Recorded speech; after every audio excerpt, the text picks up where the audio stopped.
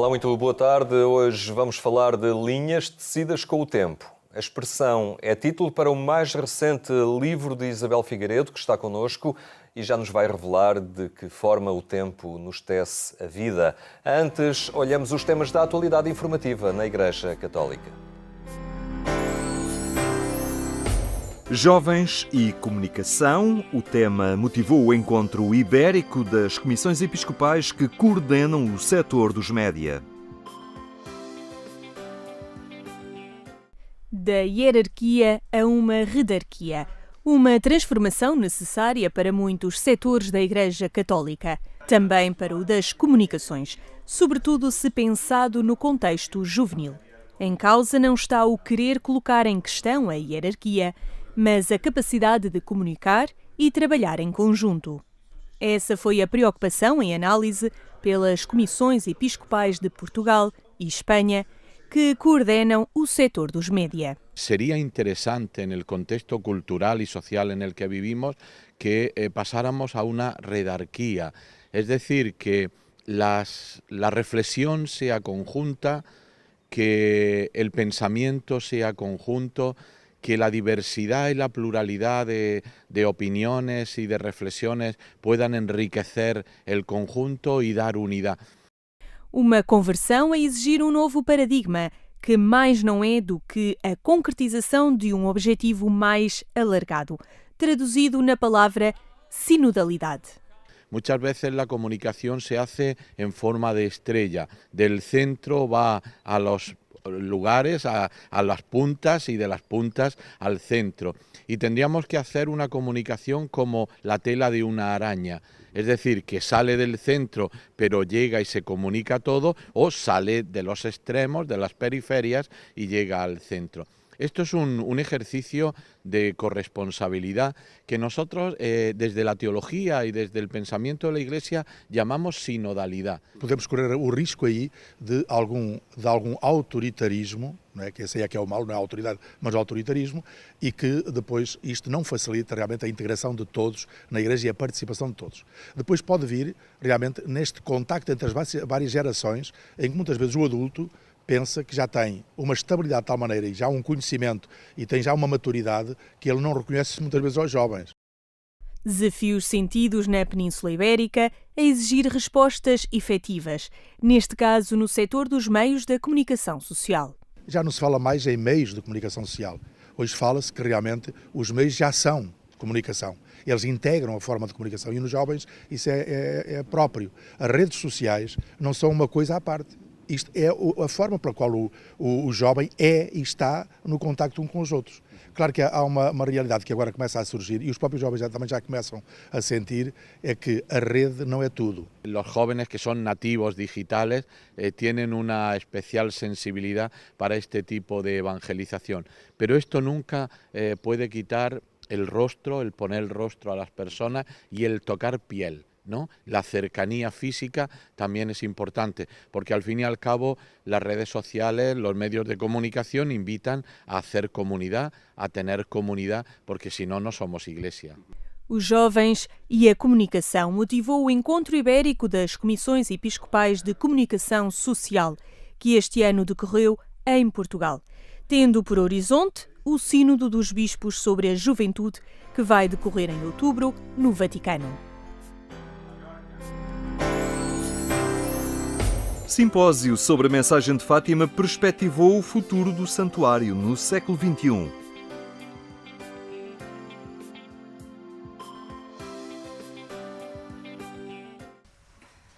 Que relevância continua a ter Fátima 100 anos depois das aparições? A pergunta dominou o simpósio teológico-pastoral organizado pelo Santuário Mariano da Cova da Iria, uma iniciativa que convocou especialistas e investigadores de variados quadrantes. Fátima hoje continua ou não a fazer sentido. A própria humanidade diz que sim, mas era necessário que, do ponto de vista das ciências, daquilo que nós entendemos ser as ferramentas académicas, que as convocássemos novamente e que, à volta de Fátima, se tornassem a juntar para entender, afinal, depois de 100 anos, que sentido tem Fátima para o futuro da humanidade, para, inclusivamente, a própria Igreja. Fátima não vai ser nova a partir de 2017 ou neste ano 2018, é obviamente o mesmo fenómeno entendido a partir das linguagens concretas que as academias desenvolvem ou de cada época. Nesta época pós-centenário, obviamente continuamos a olhar para Fátima e a continuar a descobrir em Fátima novas formas de a dizer. A atualidade da mensagem de Fátima foi debatida sob diversas perspectivas, desde a afirmação do santuário enquanto itinerário espiritual, até ao desafio que faz à descoberta da vocação e à busca da santidade. Por este grande desejo que é aceso na vida de tanta gente que contacta com Fátima, este desejo de santidade, se vê o quanto esta árvore da mensagem de Fátima é uma árvore permeada pela seiva de Deus. Porque no fundo o contacto com as coisas santas dá-nos em nós o desejo de ser santo. E nós vemos que Francisco, Jacinta, Luís Andaluz, o Cónigo Formigão, o próprio Papa João Paulo II, que embora não viva exclusivamente de Fátima, mas a vida dele entronca na mensagem de Fátima em 1981 e a partir daí nunca mais deixou, e tantos papas, Bento XVI, o próprio Papa Francisco, no fundo é este entrecruzar com o desejo, no fundo esta aspiração ao mais alto, que Fátima responde incitando-nos à santidade. Este foi também um simpósio com palavra aberta aos peregrinos. Lucélia Vieira, peregrina brasileira que trabalha como psicóloga no estado de São Paulo, com doentes, terminais e vítimas de violência, destaca a forma como a fé ajuda as pessoas a ultrapassar ou a aceitar estas situações mais difíceis. Um contexto que viveu na primeira pessoa. Eu tive um começo de câncer, eu me tratei 10 anos, eu depois sofri uma hemorragia cerebral. Eu não estou aqui simplesmente porque é bonito Fátima, não. É porque Fátima transformou a minha vida. Ela transforma a vida das pessoas. Ela vence toda fé literária e intelectual. Então, quando venho a Fátima, eu me reabasteço espiritualmente, eu descanso o meu espírito e esse amor que eu tenho por Fátima, toda vez que estou no santuário, ele é nutrido. Marta Couto, uma futura enfermeira vinda de Lisboa, conta como o Santuário de Fátima a ajudou a construir o seu próprio percurso de fé.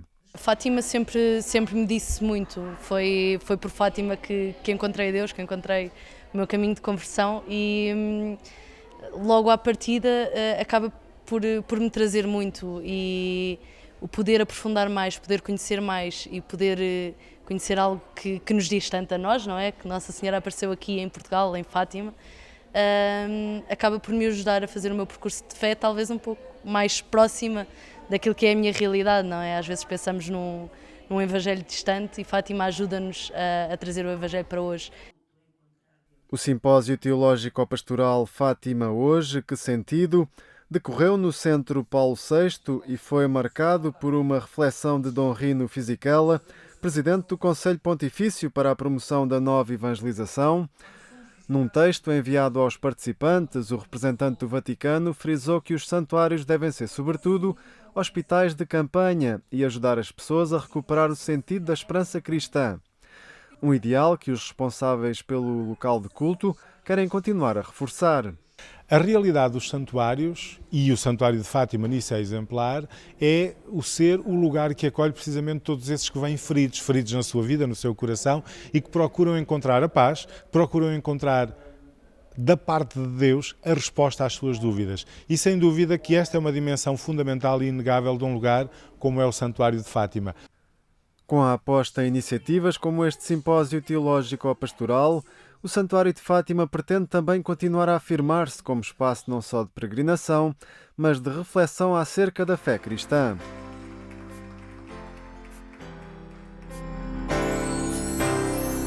São sugestões de leitura que resultam da Feira do Livro em Lisboa, entre as muitas editoras, as que privilegiaram conteúdos relacionados com a espiritualidade e a religião. Paulinas e Paulos, duas editoras que apostam na comunicação através do livro. Em cada ano marcam presença em várias edições da Feira do Livro, como aconteceu na de Lisboa, onde as obras de temática religiosa merecem atenção e interesse dos visitantes. Agora, para o final, eu parece-me a mim que há mais interesse, houve mais interesse, mais afluência. As pessoas também sentiram a necessidade de vir e visitar a feira, porque isto é importante, digamos que é o maior espaço que existe no ano em que as pessoas têm a possibilidade de contatar com todo o tipo de livros, não é? Com todo o tipo de autores. O nosso stand foi visitado por muitos jovens que procuravam qualquer coisa que lhes desse um sentido para a vida. Por exemplo, pessoas que procuram os valores da vida, não é? Valores que ajudem no seu crescimento humano e também psicológico, não é? Eu notei muito isso. Bastante jovens, algumas crianças também. Aliás, nós tivemos uma iniciativa engraçada que quem fazia compras num determinado valor tinha a roda dos prémios da Paulos. A pessoa ia lá, rodava e depois via que tipo de prémio é que calhava. Isso suscitou muita atenção, sobretudo pelas crianças, e chamou alguma atenção. Mas passaram também muitos catequistas pelo nosso stand, muitas famílias, isso foi muito interessante, famílias inteiras que vinham, paravam, acabavam por ver vários livros, ou para crianças, ou sobre a pastoral, ou até mesmo para a família, porque nós temos várias coleções para com a família. No espaço da Paulinas Editora, o destaque foi para o teólogo checo, Tomás Alique, o padre e poeta português José Tolentino Mendonça e Santo Agostinho. Estes autores não só vemos numa perspectiva religiosa ou vão só nessa linha, são autores que têm um pensamento transversal, é um pensamento para todos, para crentes e não crentes. Então isso eu penso que cria uma certa unidade das pessoas, não é? Eu penso que isso atrai não só aqueles que digamos, que são católicos, mas também aqueles que não o são, que não praticam. Já a Paulos, por causa da realização do Sínodo dos Bispos sobre a juventude, focou-se nos jovens. A nível de tema, nós este ano quisemos estar em sintonia também com a Igreja, porque a Igreja está-se a preparar para o Sínodo dos Bispos sobre a juventude e, portanto, nós quisemos dar como tema dos nossos stands, dos 2 stands, a questão da juventude. E aquilo que diz o Papa Francisco à juventude, que a juventude tem futuro, não é? E que o futuro espera muito da juventude com muita esperança. Ambiente de contacto com os livros e com os seus autores, a Feira do Livro é uma ocasião propícia para a apresentação de novas publicações e de diálogo com quem as escreveu. Foi o que aconteceu com o arcebispo nomeado para Évora, Dom Francisco Serra Coelho, um dos convidados da Paulos para a feira, onde apresentou a 2ª edição do seu livro Nossa Senhora e a História de Portugal. Para além do mérito do livro, é de facto esta dimensão mariana do povo português a que eu atribuo o sucesso, ou seja, os portugueses gostam da sua pátria, os portugueses têm vontade de renascer sempre das cinzas, nos momentos difíceis vão escavar o solo e vão procurar a matriz e vão à sua raiz, e como tal encontram-se com Nossa Senhora nesta viagem de 900 anos de história. Um livro que foi escrito como contributo para o centenário das aparições de Fátima. A mãe tem um lugar muito grande na cultura portuguesa, no coração português.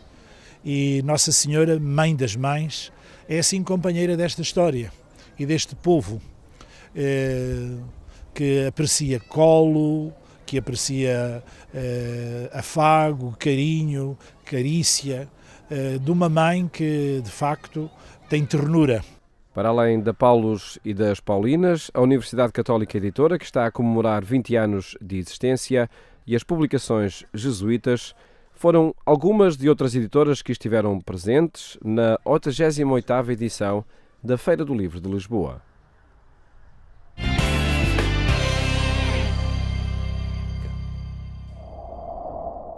São temas que pode encontrar em agência.eclesia.pt. Agora conversamos com Isabel Figueiredo, que nos fala destas linhas tecidas com o tempo. Olá, boa tarde, Isabel. Obrigado por estar uma vez mais aqui no programa Eclésia. Então temos este livro, Linhas Tecidas com o Tempo. Do que é que nos fala?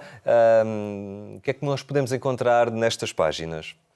Este livro é o resultado da minha escrita semanal para a Rádio Renascença. A Rádio Renascença tem vários apontamentos ao longo da emissão das 24 horas e um deles é a oração da manhã, que é todos os dias às 8 da manhã, que é de segunda a domingo e é feita todos os dias por uma pessoa diferente. Eu escrevo ao sábado e pronto, isto já tem muito tempo. Já se andava a falar da possibilidade de passar a livro algumas daquelas orações e foi o que aconteceu, o que tem aí. Então é um livro para rezar. É um livro para rezar, eu penso que é um livro para meditar, é um livro para olhar para o mundo, é um livro para as pessoas fazerem o que entenderem, não é? Com ele. E como é que surgem estas orações? A minha escrita é sempre muito simples, no sentido que resulta sempre do que eu vejo ou do que eu sinto ou do que eu falo, e portanto estas orações geralmente são escritas ou quinta-feira de manhã ou sexta-feira de manhã. Eu até vou prolongando a semana, porque acho que pode sempre acontecer qualquer coisa que me leve à escrita, e pronto, e é isso, é a atualidade, é o mundo que me rodeia.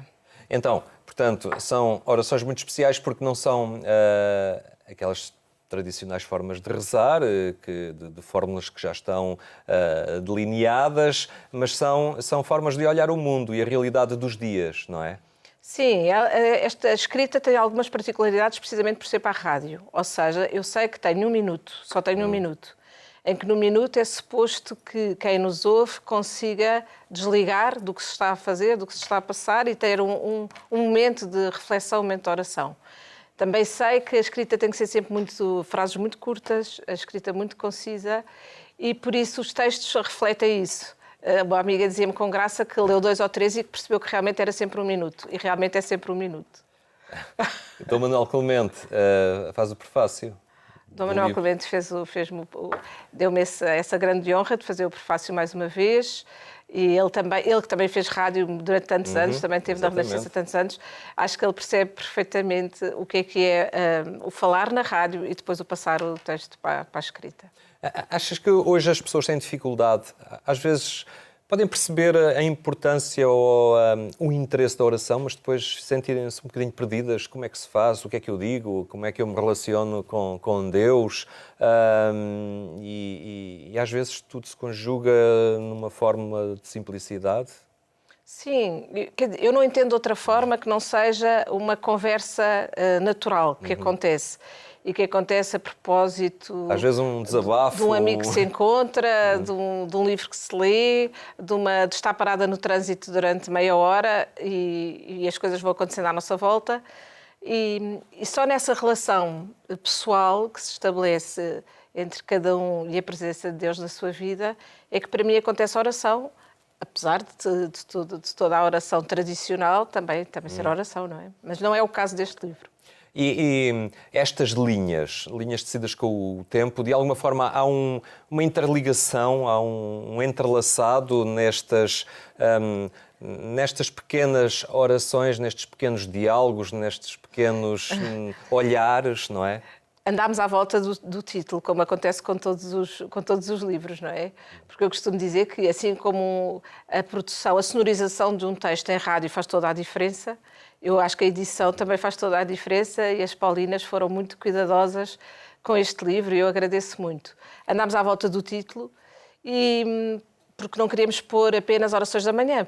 E realmente a frase é retirada de uma das orações, talvez da última, as linhas tecidas com tempo, e lembro-me que ela foi escrita após uma conversa com uma amiga minha em que estávamos a falar da questão da educação dos filhos. A educação dos filhos, andámos ali à volta e acabámos por falar muito da importância de tecer laços com os filhos, e é preciso tempo para os filhos. Olha, a oração é muito isto. E da oração tirou-se as linhas tecidas com tempo. E foi esta simplicidade. Digamos, esta missão que é escrever uma pequena oração para que depois entra na emissão da Renascença, mas acontece naquele dia ou de alguma forma começar o dia com uma oração é algo que faz parte do cotidiano? Para a Renascença é uma questão de princípio, é um apontamento dos mais antigos na Renascença e sempre nos esforçamos por o manter e por o manter com uma grande diversidade de autores e com uma total autonomia de cada um. Cada um faz aquilo que entende, cada um escreve aquilo que entende, só tem aquela questão do tempo que eu disse, do 1 minuto. Em relação à própria oração, que se escreve para ser ouvida uma vez, porque ela é escrita para ser ouvida uma vez naquele dia e depois acabou, é o que também acontece com a rádio habitualmente. Neste caso, eu quando decidi que ia correr o risco, porque é correr o risco de passar a papel algo que foi escrito para ser dito uma vez, tinha a consciência de que a partir do momento em que o fizesse, os textos seriam lidos por quem os quisesse ler, à hora que os quisesse ler, quantas vezes os quisesse ler. E pronto, é este desprendimento que eu acho que é muito importante quando se escreve e quando se publica este tipo de texto. Achei graça que pouco tempo depois do livro estar fora, uma pessoa, minha amiga, me disse: o livro foi escrito para mim. E eu pensei, como é que é possível? Mas se isto é verdade, significa que aquela oração que aquela pessoa leu naquele momento sentiu a sua. Portanto, eu acho que é por aqui que a coisa pode Mas não ir. há essa preocupação. Deixa-me cá escrever uma coisa que seja do agrado das pessoas. Não é por aí. Assim é impossível. Assim imagino a pressão e a aflição que seria. Não há hipótese nenhuma de fazer assim, acho eu. E todos os dias começam com uma oração da manhã na tua vida, digamos assim. Sim, acho que sim. Acho que sim. Eu também sou responsável pela coordenação das outras todas. Ou seja, eu também tenho a responsabilidade de ter a noção do todo. E pronto, isto fica dentro de nós e sim, é verdade. O facto de serem pessoas diversas a escrever estas orações acaba por ser um enriquecimento também da emissão. Diferentes sensibilidades, diferentes olhares. Sim, claramente. E acontece assim na Renascença, acontece assim na RFM. Quer dizer, as rádios procuram que estes momentos, que são pequenas gotas, não é? Numa emissão de 24 horas, 1 minuto, de 50 segundos, mas que vão acontecendo ao longo das emissões, sejam exatamente isso. Sejam esses pontos de paragem. E pronto, e os frutos nós nunca sabemos quais são. Mas vão tendo algum feedback dos ouvintes? Sim. Sim, mas nunca se sabe o que é que motiva no coração de uma pessoa ler estas palavras e achar que elas foram escritas para ela. Nunca se sabe. Muito bem, Isabel Figueiredo, muito obrigado por ter estado hoje aqui e revelar esta novidade destas linhas tecidas com o tempo, que muitos se calhar já escutaram e agora podem ler. A terminar, recordo ainda que hoje pode acompanhar a edição rádio do programa Eclésia, mais logo pelas 22h45 na Antena 1. Tenha então uma muito boa tarde e até amanhã, se Deus quiser.